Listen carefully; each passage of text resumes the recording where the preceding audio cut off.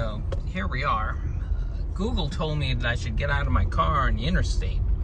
Way up there on that exit ramp. They told me I should just get out there and walk. Hey everyone, so I'm back with another two-part video. The first part is going to be raw footage of me going to go check out a interesting abandoned locomotive, and the second part is going to be me explaining just what the hell's going on with this locomotive. So let's go to the raw footage. Well, it says the area's under surveillance. There's a truck there, but I didn't see anyone in it, so I'm just gonna fucking chance it. Yeah. Under 24 hours surveillance. Okay, cool. That's cool. You can watch me take photos. This is a cool relic right here. A former New Haven FL9 locomotive. And it is parked here in the middle of some gritty little industrial siding. Yeah, it's just kind of parked here. It's an interesting spot to leave a locomotive. So I'm going to tell you all about it once I go around the other side and take a little bit more video, take a few more photos of this guy. So yeah, this is cool stuff right here. This is an interesting one. So yeah, this is a former New Haven FL9 locomotive. It was built with third rail shoes. It still has a mounting for third rail shoes on it, which is cool. It was built for service in that Grand Central terminal in New York City. Down there at the bottom, you can see where there was a third rail attached. This thing ran on both diesel and electrical power. And yeah, it was bought by New Haven, went to Penn Central, then Conrail, then Metro North, and it was one of the last FL9 units that Metro North had in service. So, how did it end up outside Worcester, near Boston, Massachusetts? Well, I will tell you that story in a minute, but I'm going to keep on shooting this thing. Someone has stolen the number boards, of course. And something that you can see right here, someone decided to get very creative. No Hope or New Haven? I don't know, you tell me.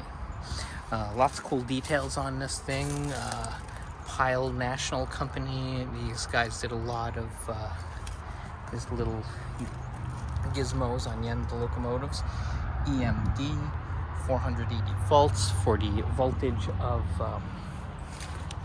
the tracks going into Grand Central. The future of this locomotive is unknown, so let me take a few more photos and tell you all about that.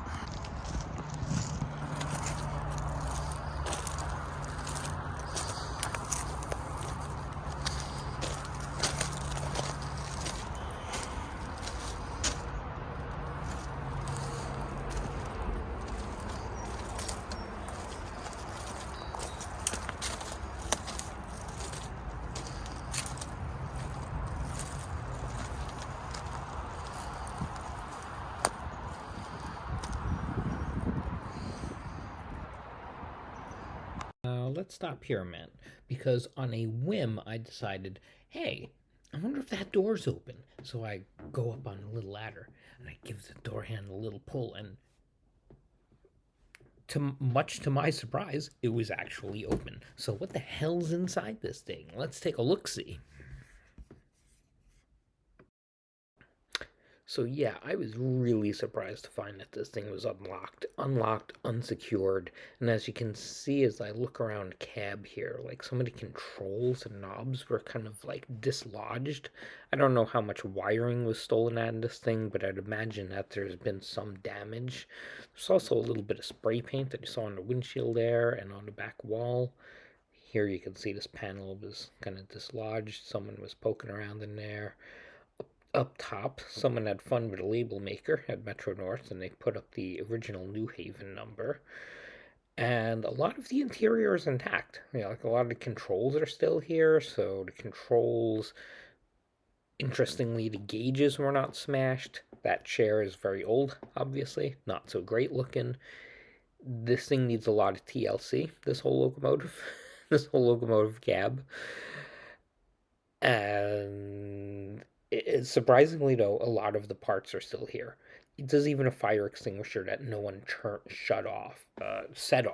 which to me is always impressive when you find abandoned anything with a fire extinguisher that the kids didn't take and shoot all over the place. That's interesting. I want to say it is just pure luck that this locomotive stayed in relatively good condition while parked here in a very unsecure location. So comically, I was freaked out the entire time I was in this locomotive because right there, that little black round thing is the lens cap to my camera, which I thought I had lost, but I was able to retrieve it.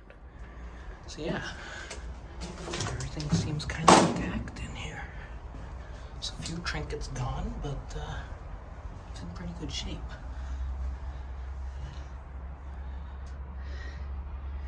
That's wild. Very, very wild. Very cool stuff. Kind of sad to see it left this way. Wide open to the elements. There's a guy down there. Part of a road construction project.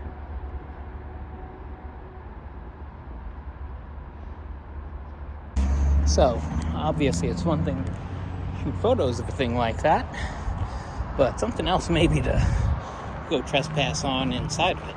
So I'm gonna scoot out of here while I can. I don't see anyone coming, I don't see any kind of security.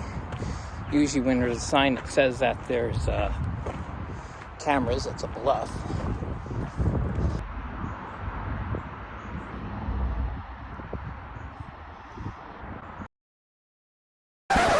Okay, everyone. So I'm going to put on my teacher hat and give you guys a slideshow. We're going to talk about the Boston Surface Railroad Company, and that is the company that bought the 2027 locomotive. And in order to understand why this is such a hot mess, you need to know a little bit about the BS Railroad Company, as they lovingly became referred to as from New England rail fans. So let us begin. In 2014, the Boston Surface Railroad Company was incorporated. Their goal was to run a private business class commuter train between Providence, Rhode Island, and Worcester, Massachusetts. They estimated that they would only need maybe $5 million to get started, and that it would take them 18 months. So by early 2016, they would be up and running. Yeah, we know that didn't happen. So let's talk about what did happen. They agreed to a memorandum of understanding with the Providence Worcester Railroad, the company between the two namesake cities that they were going to run through. Because let me go back here. They wanted to go between Providence and Worcester in New England. So two not very large cities. They agreed to potentially use P&W's tracks to do it. It's not a bad railroad, but August 15th of the next year, Genesis and Wyoming Railroad decided that they were going to buy Providence and Worcester Railroad, and that sale closed in December. So basically, BS Railroad Company was going to be dealing with a brand new landlord, one who maybe wasn't so into the idea of handling passenger trains on their route every day. Comes with a lot of liability. So, interestingly, at the same time, they put out a lease on the train station in Woonsocket, Rhode Island, which is along the line. This was a lease from the Rhode Island Department of Transportation. And of course, here we are in 2016. They've blown past their original startup date and they've acquired no trains. And now we're going to start seeing things go really downhill with this story. So in 2017, the company revised their startup date to 2019 due to difficulties acquiring rolling stock and negotiating trackage usage costs with the new owner. Surplus passenger railroad equipment, of course, is easily found for sale across the United States. That said, 2018, they somehow come up with enough money to win a bid for two FL9 locomotives that were auctioned off by the Connecticut Department of Transportation. They didn't have the funds to pay for one of them, so that locomotive went somewhere else. And the 2027 locomotive, which was the one that sold for the least amount of money at the auction, they get to buy. And as you can see here, you saw in the video, it's like missing its number boards, and it's like a little bit questionable what's going on with this thing. Why was it sold for so cheap? Anyway, 2019, BS Rail Company was involuntarily dissolved for failure to file an annual report with Secretary of Commonwealth of Massachusetts. It was reinstated 2 months later after the appropriate reports were filed. In October of 2019, the company planned to offer preliminary bus service between Providence, Woonsocket, and Worcester. They were going to start that in February of 2020. At the same time, the company filed for Chapter 11 bankruptcy in New Hampshire, and the Rhode Island Department of Transportation wins an eviction case against them to get them out of their office in Woonsocket. So, what is going on here? A bus service, an eviction. It's almost as if they wanted to start a bus service as a distraction from the potential of from this eviction case. So, yeah, the press wasn't having it here. Train company launches bus service. Okay, decent headline. But then under that, company officials say bankruptcy filing is a business strategy, which is something that they actually said. So apparently they bought one very used bus, and it was actually registered and listed as an asset in some of their financial reporting. This was not a luxury bus, as you could see. It's not something that a business class commuter would probably want to ride in. At the time, they were evicted from their office because they claimed they didn't pay rent because it was a broken HVAC system there. Meanwhile, Rhode Island Department of Transportation said, "Yeah, we inspected the property and we found that someone was living on the office in clear violation of the lease." That brings us to 2020. Finally, the locomotive arrives in Worcester just before the COVID outbreak. And that's where we see it sitting on the siding in all the raw footage that I took, just unceremoniously plopped on the siding outside Worcester. Anyway, in 2020, also the railroad's sole owner, at least a sole owner record, unsuccessfully ran for a seat in the Rhode Island House of Representatives, and he was later fined $2,000 for mishandling some campaign funds. That's a whole other fiasco. In 2021, they vacated the office, and the company still claimed that they were going to launch their service. And they kind of gaslighted the press, saying that it was like, Rhode Island Dot that was a villain here, and that the village of Woonsocket really, it was part of their revitalization plan for downtown. Now it's not, the whole plan's not going to happen because of this damn R dot wanting someone not to violate the terms of their lease. The nerve of them. Weird flex for a railroad to insult the Department of Transportation of a state that they want to run trains in. Maybe not starting out on the best footing. So, what about the 2027? Seen in the context of all of these other things going on, it's really not looking good. It was left sitting on the siding for almost 4 years now, completely unsecure. The horns off of the locomotive were rumored to have been stolen while on the property. There's a little bit of graffiti in the cab, as you saw in the video. That one control panel on the back wall is kind of like dislodged. Maybe someone was in there trying to loot things. I didn't think the locomotive looked like it was in too terrible of shape when I was inside of it, when I was looking around it. But I'm not a mechanic. I'm not a wiring guy. There might have been things stolen out of it.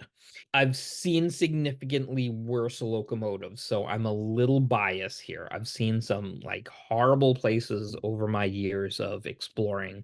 This one wasn't too terrible. Anyway, when the unit was sold at auction, it was listed as serviceable. I don't think it's serviceable at the moment. It's going to need quite a bit of work. It's been sitting not used for 14 years now. If you leave a machine not running for 14 years, chances are when they go to fire it up, they're going to run into some problems.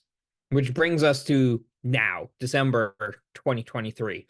The locomotive was somehow finally sold to the Cape Cod Railroad, and their intention is to actually get it running again, which to me is mind boggling.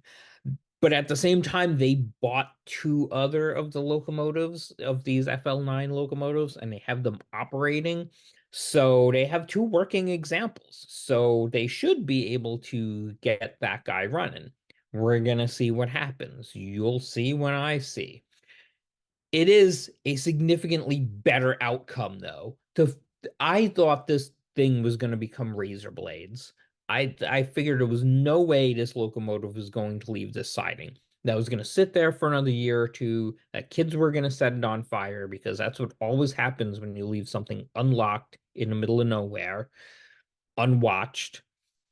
Someone was going to draw penises all over it. Somehow it didn't get graffitied. I want to say it's just pure luck that it has survived the last 4 years. And now it is going to Cape Cod Railroad, arguably a significantly better outcome than anything I expected to see. So, this has been the story of the 2027 FL9 locomotive. Hopefully, it has a much better future. I wish the previous owners of it, the Boston Surface Railroad Company, whoever was involved with it, the people involved, I don't want to disparage them. They tried to do something very noble and interesting and maybe a little naive, but here we are. Here we are. All of that said, this has been a really interesting year. I started this channel earlier in the year. I wasn't sure where it was going to go. I wasn't sure if anyone was going to watch anything, but a bunch of you have watched things and you have subscribed and you've shared it with friends and you've commented on things, the videos I've put up. It's been a fun time. So I've got a few more videos that I want to plan for the next year. So I will see you in the next year. With that said, I hope you all have a fantastic holiday season. Like, subscribe if you've never seen this channel before. Share this video with anyone you know who might be interested because that's like the word of mouth thing that gets you past all of the stupid Google algorithms and nonsense that are out there. You want me to keep making videos. You want me to keep informing you of weird stories like this one. Share this one everywhere. That said, I hope you all have a fantastic holiday. See you in the new year.